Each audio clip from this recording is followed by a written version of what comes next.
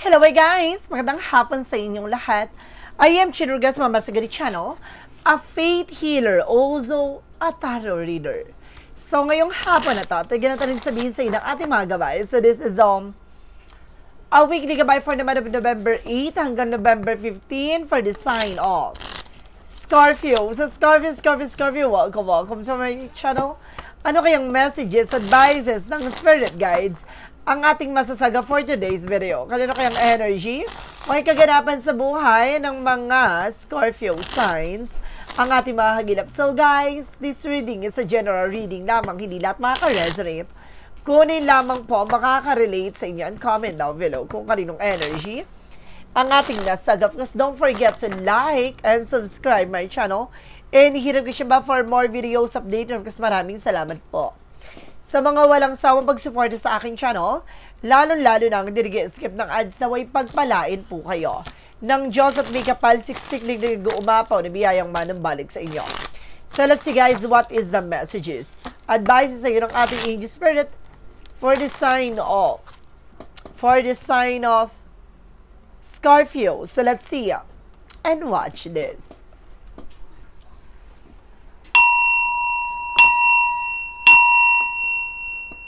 Angel Spirit Guides, please give me information para kang sabihin sa inyo ng ating mga baraha. So, there's a Five of Pentacles. No, it means ngayong linggong to ay maaaring makaranas kayo ng mga kagastusan. No, maaaring may mga bagay dito ng pagkakagastusan nyo. Mag-ingat kayo sa mga bagay na bibili nyo, sa mga bagay na pagkakabalahan yung kagastusan, pag-ingatan nyo. And this something guys with a Page of Pentacles, invest wisely. Oh my God, connected about sa investment. Kung baga ngayong linggong to, huwag kayo mag-i-invest ha. Kung may mga plano kayong pumasok sa isang investment, no, ipasa, walang, ano mo nyo muna. Kung baga, ano nyo muna siya, wag nyo munang gawin. Parang ganun sinasabi na, i-postpone nyo muna for a meantime, na kailangan, mas maging secure ngayon sa pagdating sa perang hawak-hawak nyo, maging wise kayo. And of course, there's an Eight of Pentacles, no? Just focus about sa ginagawa mo, sa trabaho, negosyo, hanap buhay mo, no? Mag-focus ka muna dyan. No? Tutukan mo at mag-concentrate ka kung saan ka lalago, no? Just focus kung ano yung talaga yung priorities mo. Let's see. And there's a Two of Wands by choices. It means, piliin mo lang yung mga bagay na makakatulong lang sa'yo dito. Na mas maging wise ka sa pagpili, mas maging matalino ka sa mga bagay na gagawin mo. And there's a Queen of Pentacles. Maging mature ka how to manage and control your finances. So ngayon mas magiging maingat at matalino ka na pagdating sa mga bagay na papasukin mo. Mas maging matalino ka na dito, no? Kung paano mo papangalagaan mo protection na ng yung finances. At the same time, there's an Ace of Swords, something a breakthrough. Bagay na maaaring magliwanag sa isip mo, sa sitwasyon mo, na maaaring may mga bagay ka ditong malalaman. Marami kang bagay na matutuklasan. What is the Five of Pentacles? Reference with the Queen of Wands. So, confident. Lakasan mo ang loob mo, maging matapang. Kalisin mo ang linlangan at takot mo sa situations na to. Kailangan palaban ka. At the same time, there's a lot of Eight of Swords. No? There's a lot of negativities around you. No, there's a lot of toxicities, hindi ka makakilos, hindi ka makagalaw. So, sinasabi dito, sa lahat ng bagay na gagawin mo, magiging mas secure ka na. Papangalagaan mo na ano man yung bagay na meron ka dito. No, dahil napapalibutan ka ng toxic talaga. I feel something toxic family or toxic friends. And there's a Ten of Pentacles. Magkakaroon ka ng long-term success. And financial security. No, magkakaroon ka na pang matagalang tagumpay dito. Na mag-focus ka lang kung saan ka nag-grow, no? Yung hilig mo at gusto mo, yun ang kailangan tutukan mo. There's a Queen of Swords. Clear the boundaries. Linisin mo yung mga bagay na makakasira sa situations mo. No, yung bagay na makakagulo sa utak mo, makakagulo sa ginagawa mo, piliin mo yung mga bagay na yon. Natutukan mo what is your priorities. And there's something karma, no? Kumbaga, sinasabi dito with a good karma, parang kung paano mo papangalagaan mo, protectionan yung sarili mo, yung pera mo, no? Kung paano ka magiging mature, yun yung bagay na magiging impact sa'yo. So, magre-reflect yun with the karma. So, kung paano mo pinangalagaan at pinoteksyonan nito, ganun siya parang, kumagas, babawi na sisingilin ng eksena. Parang, kung dahil sa maging matalino ka kung paano mo papalaguin to, no? Kumbaga tinutukan mo, so yun na, no? Parang there's a harvest time with a good karma. At the same time, there's an Ace of Swords, something a King of Wands. No, look at the bigger picture. Lagi mo titignan yung magiging posibilidad, no? Yung kahihinat na ng action and decision mo. Hindi pwedeng pala decision ka dito. No, lagi mo pakakatandaan yung mga kahihinatnan, no, ng mga pinaggagawa mo. There's a Five of Pentacles because the Queen of Wands represents with the Eight of Cups, something moving forward. Makaka-move on ka for financial loss of financial crisis. Na makaka-recover ka dyan, lakas mo ng loob mo. Na marami talagang bagay na pagdadaanan mo talaga yan.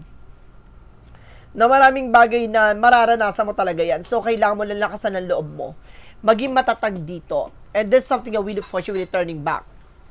Na tulad ng sinasabi ko kanina, na kung mas magiging wise ka kung paano mo i-manage at i-control yung finances mo, kung mas tinignan mo yung the better side of situations, no, yun yung magiging magagandang kalalabasan. Kung hindi mo, kumbaga, kung dinisregard or something like that, parang in-ignore, no, parang kung in-ignore mo, no, yung mga bagay na dapat mong ginawa, no, yung mga bagay na dapat na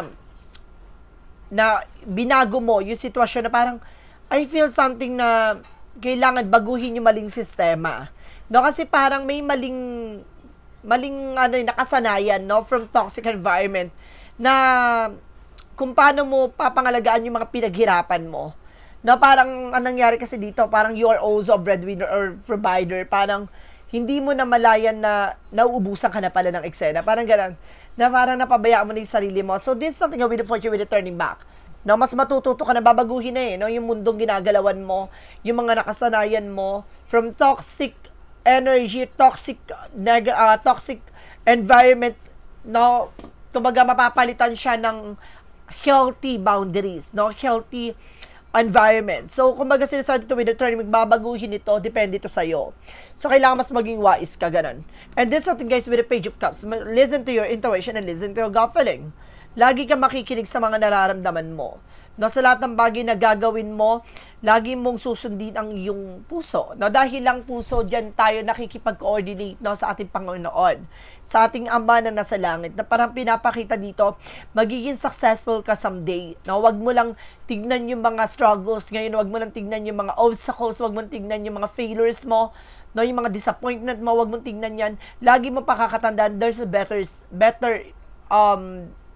brighter future, no, na nangyari, at there's something a better version of yourself. Parang ganun, na may maganda pa palang nakalaan para sa'yo, no. Kumbaga sinasabi dito, tignan mo yung magandang kahihinatnan, huwag mong tignan yung mga negative side. Let's see.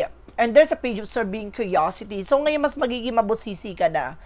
So mas magiging matalino ka na sa mga pipiliin mong makasama. No, yung mga taong makahalubilo. There's a Queen of Swords na clear the boundaries. Parang the way na may yung mga taong nakikilala at nakakausap mo na kumbaga pinoproteksyon mo yung sarili mo na dumistansya sa mga taong alam mong negative, no? Yung mga taong pinag-uusapan yung buhay ng ibang tao kaysa sa sitwasyon mo. So, ngayon tututukan mo na yung sarili mo, no? At didistansya ka sa mga taong chismosa, marites, gano'n.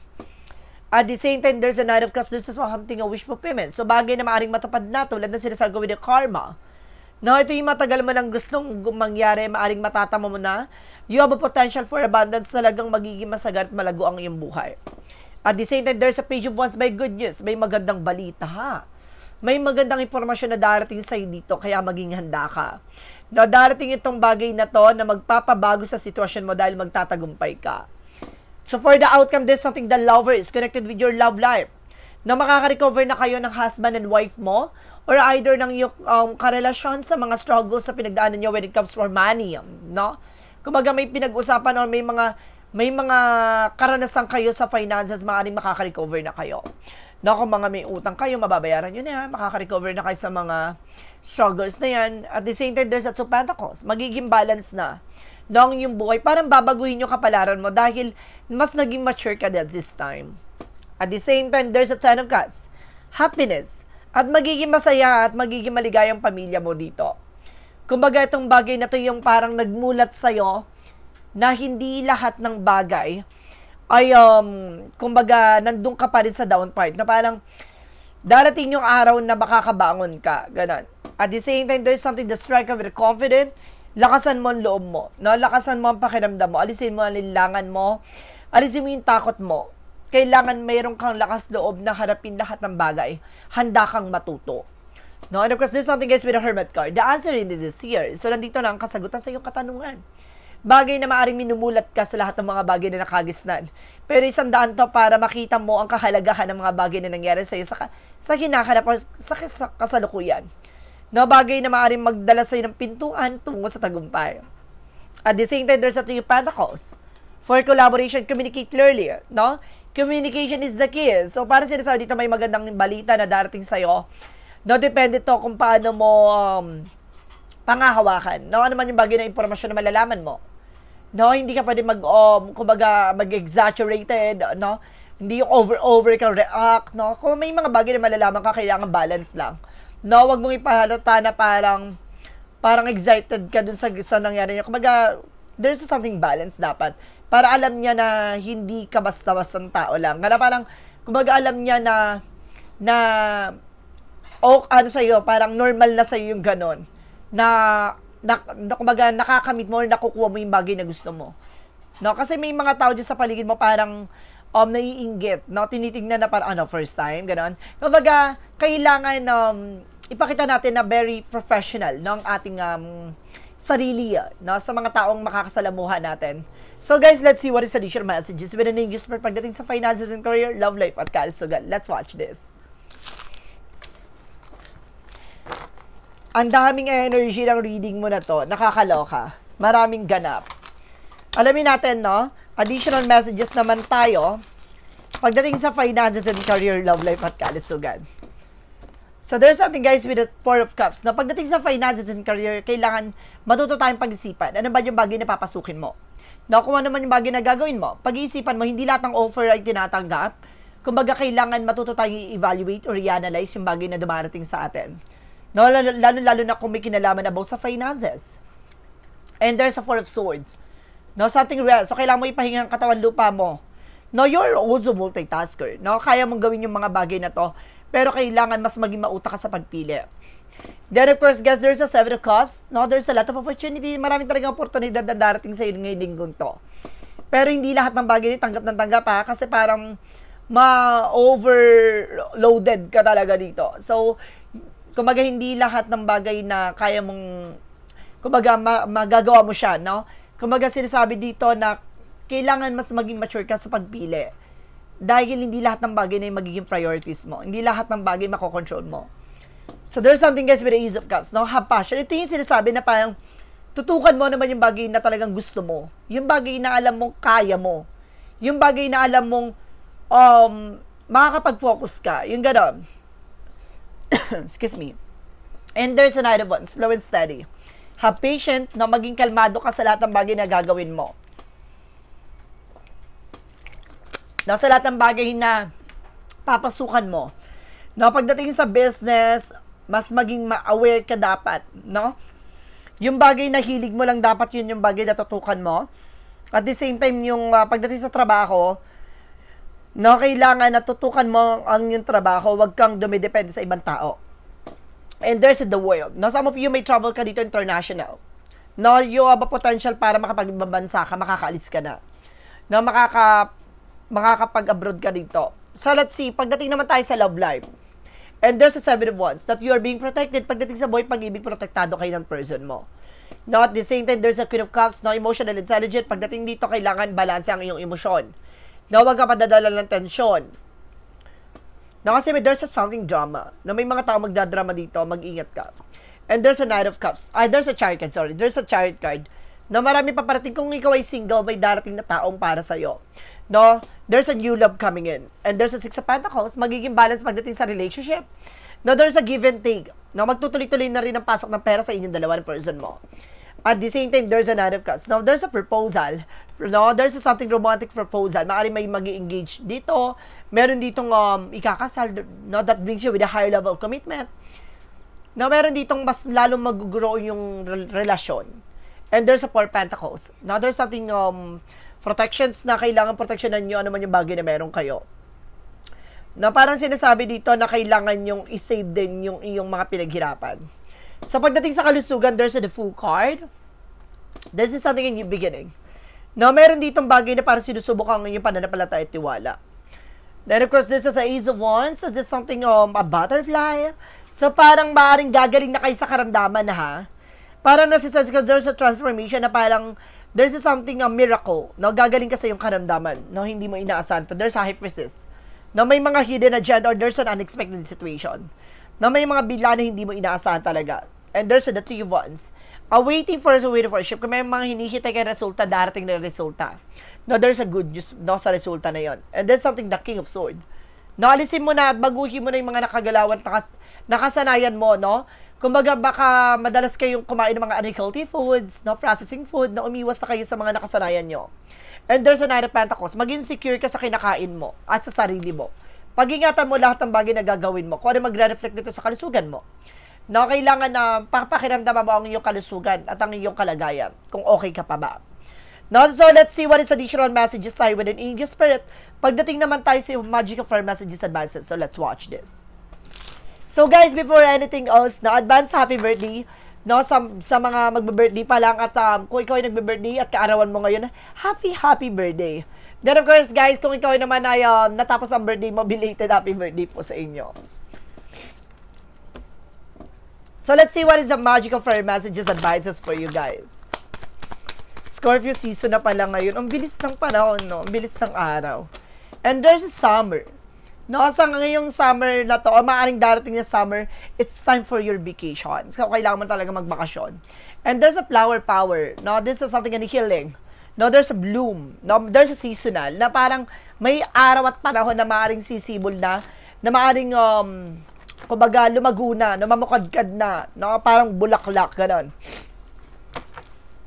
Syempre pagkatapos mamulaklak, nandun na yung bunga, diba? And there's a twin flame energy. There's something soulmate connection. Maring soulmate and twin flame kayo ng person mo. And there's a unity na may pagkakaisa dito na kailangan yung gawin. And there's a freedom na makakalaya na kayo dahil maraming opportunities na darating dito. What is the synchronicities represent what? And there's an eagle, a message for you guys. No, this is something an eagle for evolution, no? Eagle, and of course, Scorpio, at the same time, Phoenix, no? At the same time, there's a storm, no? So, may pagsubok na maaaring sumubok sa inyo. So, let's see what is additional messages with an Angel Spirit. Pagdating naman tayo sa Romance Angels with a Mystic Love Oracle deck. And there's a love, strong affection, no? Mahal talagang mahal nyo na mahal nyo ang isa't isa ng person mo. At the same time, there's a reconciliation. Kung naghiwalay na kayo ng person mo, maaaring magkabalikan kayo. For Archangel Michael messages, guys. A new beginning and fresh start begin. Magsisimula na, no? At magkakaroon daw kayo ng bagong simula at panibagong pag-asa. Oh. Let's see what is additional messages with an Angel Spirit without Jesus loving quote said. Blessed are they that hear the word of God and keep it. No, binibless na yung mga taong naniniwala sa salita ng Diyos. No, yun yung mga taong pinagpapala. Ha? Kung naniniwala ka sa mga salita ng Diyos, yun yung bagay na, kumbaga, biyaya na maaaring matamo mo. What is the Money Moon Oracle deck? And there's a wellness. See? Live a healthier lifestyle. See? Kailangan nyo ang ilagaan yung kalusugan nyo. No, there's something strength. Kailangan nyo mag-stretching, no, magpapawis, go to gym, or kailangan nyo mag-diet at the same time, naiwasan nyo mga unhealthy foods. And this is something at 333 with the social skills. No, basahin ko, the problem you have today will eventually disappear. Your guardian angels encourage you to maintain a positive outlook on life since your luck may be about to change. It is a time to use your captivating energy and inspirational personality. Don't let your ego get the best of you. No, may pag-asa. At maaaring baguhin ito ang ginagalawan mo. Ano daw yung mga problema pasanin mo ay maaaring maglako at magbago na. No? At maaaring saswertihin ka na this time. From the shadow work represent what? From the shadow work represent with the control issues. Release, trust, and power. No? Kailangan mo alisin yung mga takot at pangamba mo. Kailangan pangalagaan mo yung sarili mo. Alisin mo yung mga bagay na nagpapahina sa'yo. Or, there's a clarifying for a love situation. Manatili kang matatag sa lahat ng bagay. And there's something, guys, with the whirlwind. Don't get caught in the drama, choose peace. No? Parang huwag ka sumabay sa mga negative. No? Kailangan hanapin mo yung kapayapaan. No? May mga taong mag-e-emote dyan, may mga taong susubukin ka dyan. No? Lilinlangin ka dyan, mag-ingat ka. From what lies beneath the future. And there's a check yourself. Talagang pinapakita na kailangan tingnan mo yung sarili mo, ha? Baka napapabayaan nyo na yung sarili nyo, guys, ha? There's a check yourself wellness. No, kanina there's a wellness. No, ngayon check yourself. Kanina naman, meron naman tungkol sa sarili mo din. No, na kailangan mo alagaan ang iyong kalusugan. Oh my goodness. Clarifying for a life situation. You need to pay attention kung ano nararamdaman nyo, guys, ha? Mayroon po yun kailangan, kung bagay na kailangan nyo magpa-check up kayo. O kailangan yung baguhin yung mga nakagisnan nyo. And there's a web of connection. With your connections thoughtfully, creating a supportive web that uplifts your personal professional journey. Kumbaga talagang maraming sangay-sangay, no? Maraming bagay na parang mas lalo kang lumalago bilang isang tao. Para sa buhay na ginagalawan mo, maraming mga taong kumukonekta sa'yo na susubok na para pabagsakin ka. May mga taong lilin lang sa'yo. No, parang may mga tao din na sumusuporta sa'yo para gumanda ang sitwasyon mo. Pero hindi sa lahat ng bagay ay maaaring, kumbaga, nakakatulong sila. No, mag-ingat ka sa mga taong kumbaga, magiging circle of friends mo. Kumbaga, maging professional ka na raw, no? Tulad na sinasabi ko kanina, 'di ba? Maging professional ka pagdating sa mga pakikipagsalamuha, no? Kumbaga, hindi mo kailangan ipakita sa kanyang galit ka. Kumbaga, makiharap ka, pero huwag kang magtitiwala. Na makakasalamuha mo sila, pero huwag kang tatagal, no? Dumistansya ka. Ganun yon. There's a part of the light, represent what? Para hindi mo ma-attract yung negative na dala-dala nila. Let's see what is a part of the light, represent what? And there's a concentrate. Na pinapakita talaga dito na kailangan mo mag-concentrate. I turn inward, focusing on the essence of my being. When negativity arises, I transform into the light and hope, redirecting my energy towards peace and positivity. Diba? Kumaga, talagang pinalitan mo to, no? Binago mo yung negative with the positive energy talaga. Na parang ano man yung bagay na nangyayari dito, hinatak mo, no? With a good energy, na parang dead maka. Kumbaga, may mga taong niloko ka, dumistansya ka, inalis mo sa buhay mo. Kumbaga, alam mo na kung paano mo poproteksyonan yung sarili mo. Let's see what is a yes or no pick a card. Let's watch this. Ang taray ng reading mo, ha? Kumbaga, may binahagi dito na parang natuto ka na, no? Nadala ka na. Pero kailangan alagaan mo yung sarili mo, ha? Let's see what is a yes or no pick a card. Kung bago ka sa channel ko, ang yes or no pick a card. No, kung bago ka sa channel ko, pwede kang magtanong, mag-isip ka ng tanong, pipili ka na magiging sagot within 1, 2, or 3. Kapag nakaisip ka na ng tanong at nakapili ka na ng number na magiging sagot sa tanong mo, please comment down below.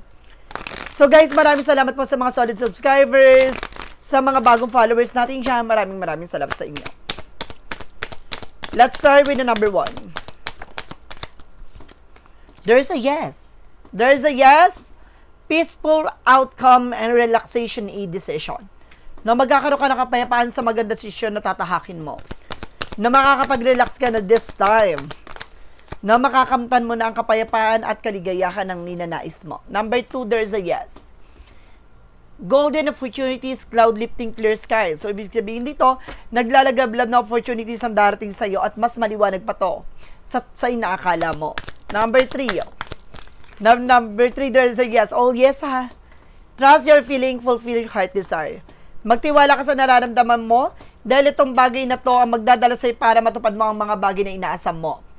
So guys, this is a weekly gabay for the month of November 8 hanggang November 15 for the sign of Scorpio. So Scorpio, maraming salamat po for this wonderful reading. So once again, this reading is a general reading lamang, hindi lahat makaka-resonate. Kunin lamang po makaka-relate sa inyo. And comment down below kung kaninong energy ang ating nasagap. Because don't forget, so like and subscribe my channel and hit the bell for more videos update. Kasi maraming salamat po sa mga walang sawang pagsuporta sa akin channel. Lalo-lalo nang hindi nag-skip ng ads, saway pagpalain kayo ng Diyos at may kapal.